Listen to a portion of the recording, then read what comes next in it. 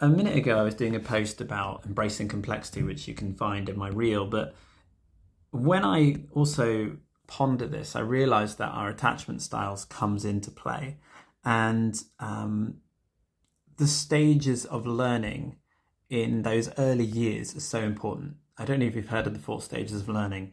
It goes from unconscious incompetence, you don't know what you don't know. Conscious incompetence, you now know that you don't know quite a lot of things. The 3rd stage is conscious competence. So you're now starting to become competent, but you have to think about it a lot. And then automatic or mastery, where you kind of embed the capabilities of that particular thing. So if you take walking, for example, as a baby, you don't even know what walking is. Then you discover, oh yeah, as a toddler, you're trying to walk and falling over a lot, and it's hard, so you need a parent there. And then as a child, you master walking. You get competent, and then you master it, and then you start to walk around with your eyes closed, and you realize you fall over, and you go back to stage 1 and back to stage 2. This 4 stages of learning applies to everything in our lives. And when we didn't have a caregiver there to guide us, we developed something in that stage 2 to 3 process that is called learned helplessness.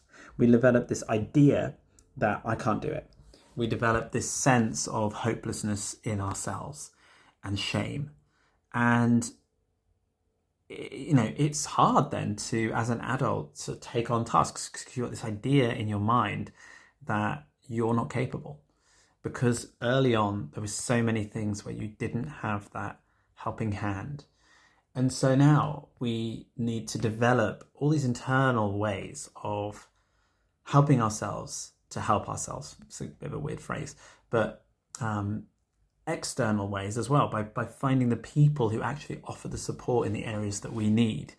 And this is the challenge, I feel, of the internal work and also of relationships, is recognizing that I have messages in my own mind about my capability that come from my childhood, whilst at the same time seeking support and guidance externally where I fall short of supporting myself.